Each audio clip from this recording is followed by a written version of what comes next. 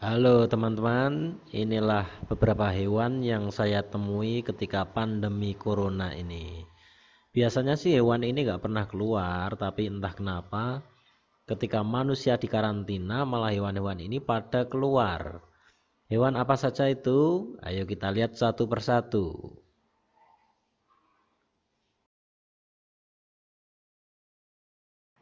Yang pertama adalah kadal tak berkaki. Sebenarnya ini berkaki, tapi kakinya kecil. Memang sepintas mirip dengan ular, tapi ini sebenarnya adalah kadal. Hewan ini bersifat nokturnal, keluar di malam hari. Nama latennya adalah Lygosoma. Nah, kadal ini ukurannya hanya kecil sekali.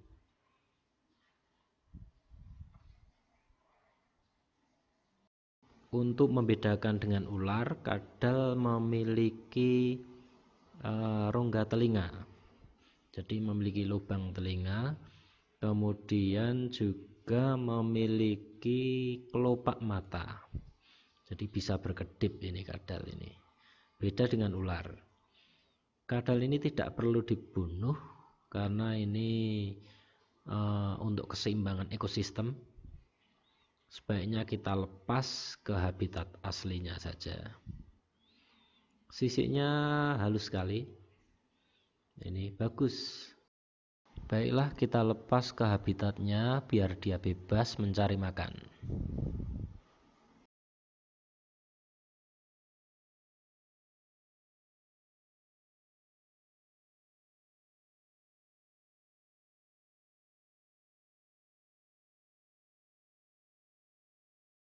Hewan yang kedua yang keluar adalah siput tanpa cangkang atau siput telanjang. Beberapa jenis kadang ada yang punya sedikit cangkang kecil transparan, tapi yang ini kebetulan tidak punya cangkang. Hewan ini geraknya lambat sekali, seperti halnya siput biasa.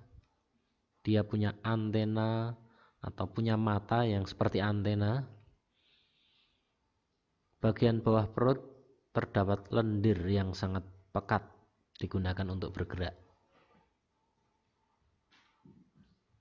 Hewan ini tergolong ke dalam moluska atau hewan lunak, sebangsa kerang, siput, bekicot.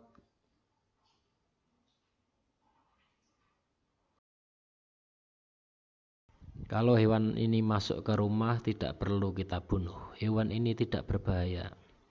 Ayo kita kembalikan ke habitat asalnya biar dia bebas bertemu teman-temannya, bisa mencari makan.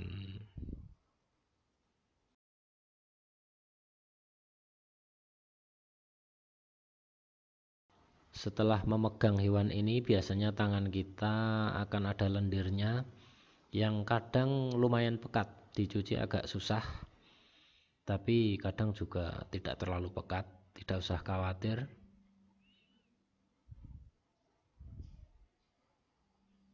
Ya, sampai jumpa lagi biar dia bebas. Dah. Memang geraknya cukup lama, kita harus bersabar.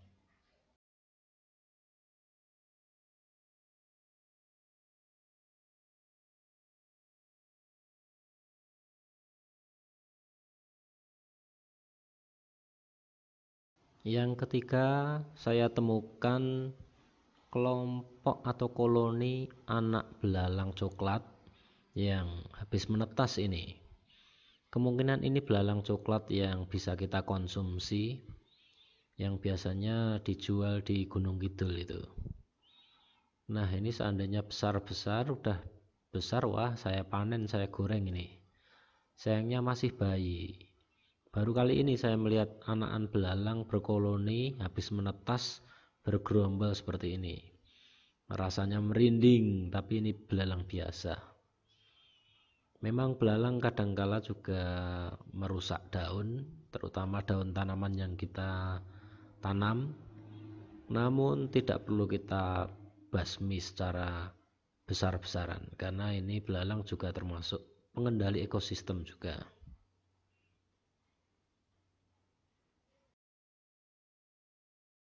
Yang keempat, saya temukan ular, namanya ular kukri. Ular jenis ini tidak berbisa, namun ya tetap kita harus waspada. Prosedur penangkapannya harus tetap menggunakan alat, jangan sembarangan, serahkan pada ahlinya. Ular ini sangat indah, kalau dari atas sih biasa, tapi kalau dilihat dari bawah, coraknya terlihat merah bergaris hitam, bisa yang menggulung naik.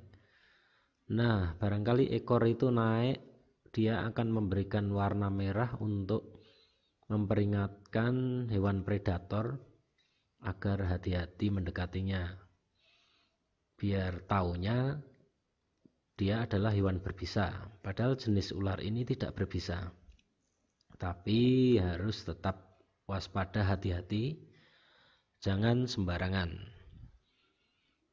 Ular ini tidak perlu kita bunuh, kita kembalikan ke habitat aslinya biar dia bebas.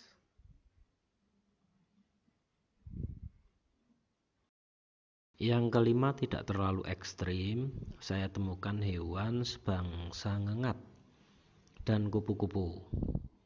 Nah, ngengat itu kadangkala sering disebut kupu-kupu malam karena keluarnya malam hari umumnya. Padahal ngengat itu sebenarnya beda dengan kupu-kupu, memang masih satu kerabat. Bedanya ngengat dengan kupu-kupu, kalau ngengat itu sayapnya seperti layang-layang. Tapi kalau kupu, sayapnya menutup, menangkup. Kedua sayap tertangkup, sayap kiri dan kanan tertangkup. Tapi kalau ngengat, sayapnya istilah orang Jawa ndaplang, seperti layang-layang.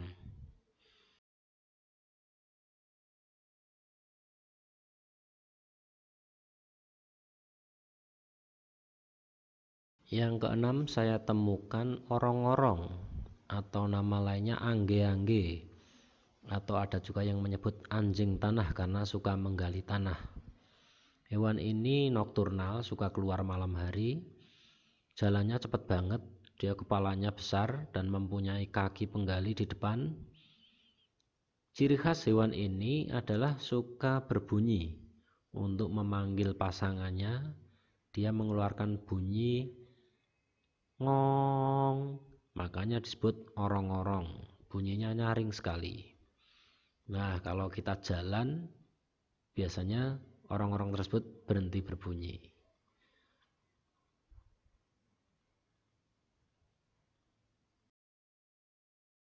Yang masih kerabat dekatnya orang-orang ini saya temukan juga, namanya gasir atau gangsir. Nah, ini hewan ini mirip seperti jangkrik, tapi ukurannya lebih besar. Kalau jangkrik bunyinya krik krik krik, kalau gangsir atau gasir bunyinya tir, nyaring sekali. Suara tersebut untuk memanggil pasangannya. Waktu kecil hewan ini sering saya konsumsi, digoreng, wah enak banget dagingnya. Baiklah, kita kembalikan ke rumahnya, ke lubangnya, biar dia berbunyi lagi. Sudah lama tidak mendengarkan suaranya.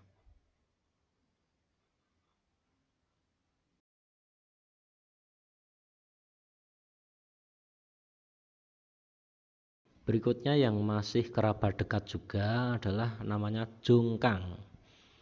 Jungkang ini juga mirip seperti gasir tadi, mirip seperti jangkrik juga. Hanya ciri khasnya antenanya panjang sekali. Dan dia suka bersembunyi di dahan, membuat sarang, kemudian sarang tersebut direkatkan. Nah, hewan ini geraknya cepat sekali, susah untuk kita tangkap. Kemungkinan hewan ini betina, dilihat dari ujung yang mirip seperti ekor itu. Hewan yang ketujuh yang tiba-tiba saya temukan adalah ini namanya gareng atau garengpung atau tonggeret. Ya, ada yang menyebut dengan kumbang musim panas. Suaranya keras ini. Ini menandakan bahwa musim panas telah tiba, tapi jarang sekali saya lihat yang ukurannya besar seperti ini. Tiba-tiba saja kok jatuh dari pohon.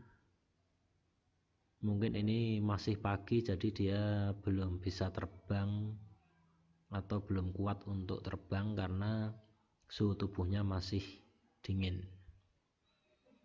Nah, saat kecil ini juga sering dikonsumsi oleh orang-orang kampung, ini digoreng.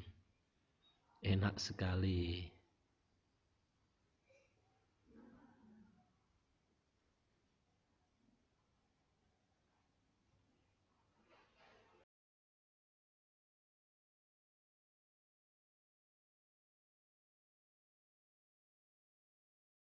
Yang kedelapan, saya temukan hewan unik di dalam air, di sawah.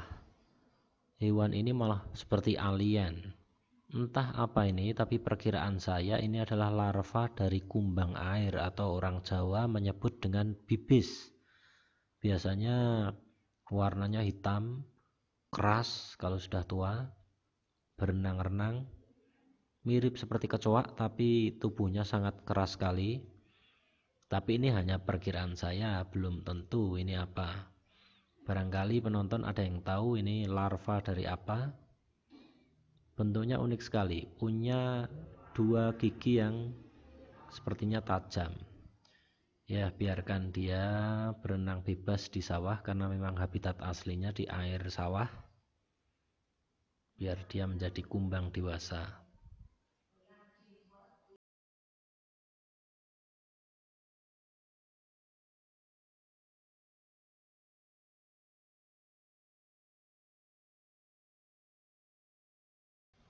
Yang kesembilan atau terakhir, ini saya temukan hewan entah apa ini, tapi menurut perkiraan saya ini adalah cacing. Barangkali pemirsa ada yang tahu ini jenis apa. Tapi kalau menurut perkiraan saya ini adalah terrestrial planarian atau planaria tanah. Cacing jenis planaria. Ukurannya lumayan panjang, kecil, sekitar ya 1 jengkal tangan. Ini bisa dibandingkan dengan tangan saya. Warnanya bagus sebenarnya, lorek-lorek, bergaris kuning hitam. Entah hewan ini moluska atau cacing, tapi menurut saya ini cacing karena tidak punya antena atau mata antena. Cacing jenis ini setahu saya ada yang kepalanya berbentuk kapak, disebut cacing kapak atau cacing kepala kapak. Hewan ini suka hidup di tempat-tempat lembab. Ini kebetulan masuk ke rumah saya, kemungkinan karena lingkungannya terlalu basah atau hujan deras sehingga dia mengungsi ke tempat yang menurut dia lebih nyaman. Baiklah, kita kembalikan ke kebun biar dia bebas menghirup udara segar.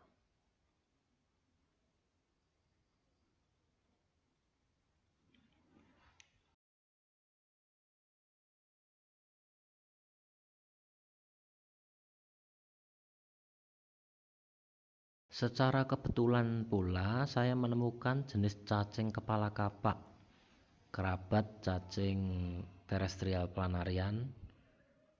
Ini saya temukan sangat kecil sekali, ukurannya kira-kira hanya 5 cm panjangnya. Kepalanya berbentuk seperti kapak. Dia persis seperti cacing yang tadi.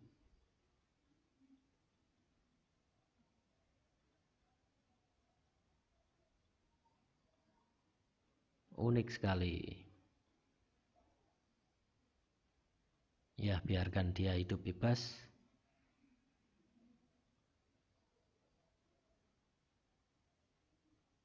Itulah hewan-hewan yang saya temui ketika pandemi COVID-19 ini. Manusia semuanya dikarantina, tapi hewan-hewan yang unik ternyata malah keluar, yang sebelumnya tidak pernah saya temukan ini. Sampai jumpa kapan-kapan lagi di lain kesempatan dengan konten yang lebih asik lagi. Tetap berkarya, jaga kesehatan selalu, ikuti protokol kesehatan dari pemerintah. Tetap disiplin memakai masker. Sampai jumpa.